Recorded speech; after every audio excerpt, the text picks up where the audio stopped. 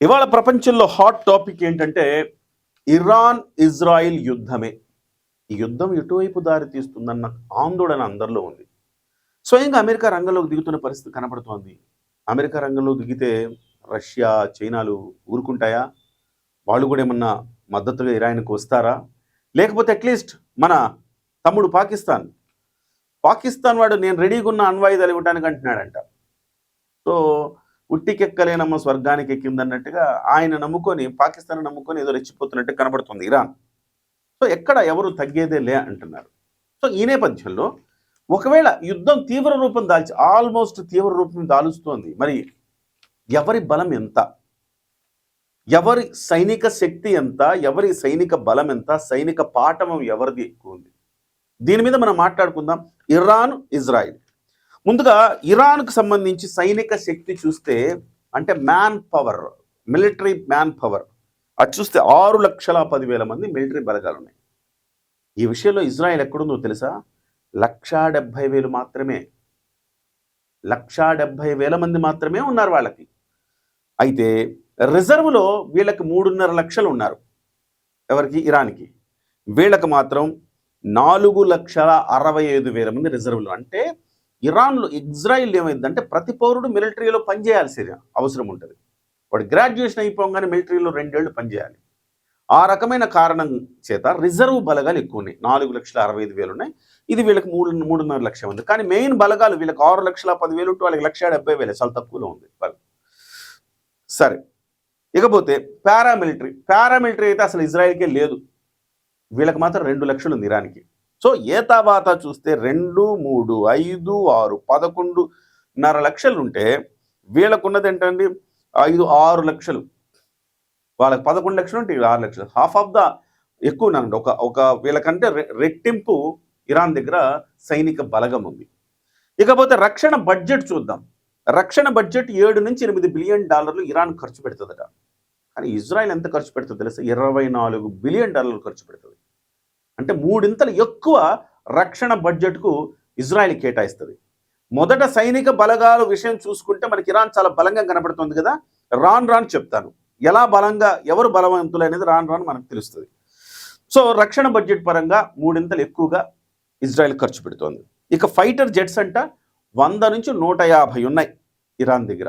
అదే fighter jets 250 Israel దగ్గర ఉన్నాయి. కాకపోతే ఇక్కడ ఫైటర్ జెట్స్ అన్ని పాకిస్తాన్లో లాగా తుస్సుమనేవే.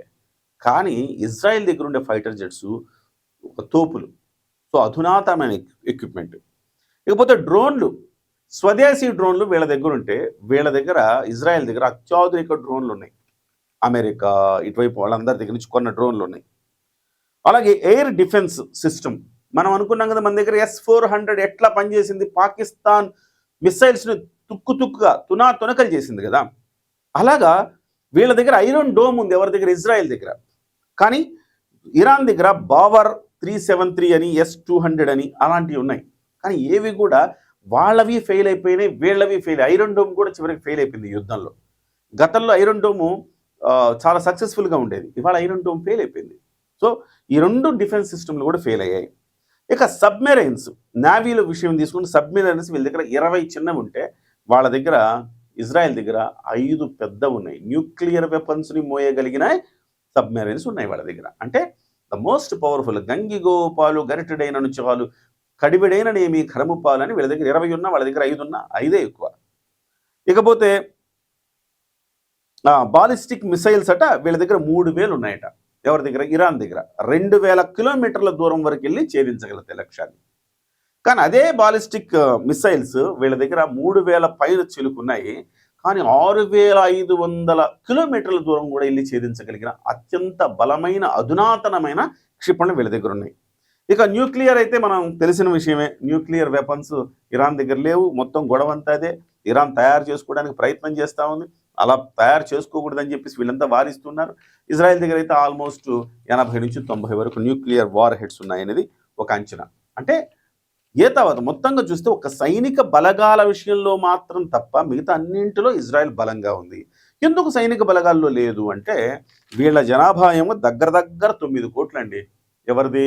ఇరాన్ది 8,90,00,000.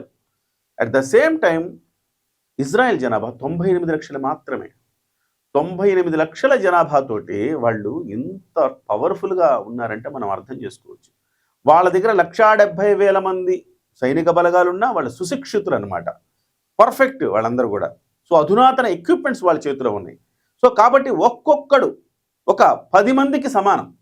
ఆ రకంగా తీసుకుంటే ఇరాన్ కంటే ఇజ్రాయెల్ చాలా బలంగా కనపడుతుంది. అందుకే ఇక్కడ ఇంత బలమైన సైనిక శక్తి ఉంది. ఆల్మోస్ట్ ఇన్ని క్షిపణులు పాతవో, కొత్తవో వాళ్ళ దగ్గర ఉన్నాయి కాబట్టి ఇరాన్ బలంగా బదులిస్తోంది ఇజ్రాయెల్‌కి. ఇరాన్ కూడా ఎక్కడ తగ్గట్లా బలంగా బదులిస్తోంది. కానీ 1,00,00,000 మాత్రమే జనాభా ఉన్న చిన్న దేశము ఇరాన్‌ని ఎదుర్కొని ముప్పతిప్పలు పెట్టి కరెక్ట్ టార్గెట్లు కొడుతుందంటే అర్థం చేసుకోండి ఇజ్రాయెల్ బలం ఎంతో. అయితే అన్నింటికంటే ప్రధానంగా చెప్పుకోవాల్సింది ఏంటంటే ఇజ్రాయెల్ వెనుక ఎవరున్నారు? అమెరికా ఉంది. మేరే పీచే కౌన్ హై మాలూమ్ అంటాడు కదా, అట్లా వాళ్ళ మేరే పీచే లాలు అంకుల్ మాలూమ్ తుమ్కో, ఏది ఇంకెవరు ఆంటీ మాలూమ్ తుమ్కో అన్నట్టుగా వాళ్ళ వెనక అమెరికా ఉంది. కాబట్టి సో ఇజ్రాయెల్ పవర్ఫుల్ అన్నమాట. ఈ ఎట్టకేలకు అవసరమైతే అమెరికా సహాయంతో ఇరాన్ని మట్టు పెడుతుంది, అందులో డౌట్ ఏం లేదు. కాకపోతే కొంత ఇరాన్ కూడా మంచి ప్రతిఘటన ఇస్తుంది, వాళ్ళు ఊహించినంత ప్రతిఘటన ఇరాన్ ఇస్తుంది. మరి యుద్ధం అక్కడ వాళ్ళిద్దరికే పరిమితమై అక్కడితో ఆగితే మంచిది. అనవసరంగా 3వ ప్రపంచ యుద్ధం దాకా వెళితే అందరూ ప్రపంచమంతా నష్టపోతుంది. ఈ 2 దేశాల్లో ఎవరు గెలుస్తారయ్యా అంటే ఇరాన్ ఇజ్రాయిల్లో ఇజ్రాయిలే గెలుస్తుందని చెప్పచ్చు. కానీ మొత్తం ఇజ్రాయెల్‌కి కొంతమంది, ఇరాన్‌కి కొంతమంది వచ్చి అందరూ యుద్ధంలో పాల్గొంటే ఎవరు గెలుస్తారయ్యా అంటే 3వ ప్రపంచ యుద్ధం వస్తే ఎవ్వరూ గెలవరు, సర్వనాశనం అయిపోతుంది. ఇదొక్క విషయాన్ని గుర్తుంచుకొని ఎక్కడ తగ్గాలో ఎక్కడ నెగ్గాలో ఆయా దేశాలు నేర్చుకుంటే మంచి ఫలితాలు వస్తాయి. ప్రపంచం సుభిక్షంగా ఉండాలని కోరుకుందాం.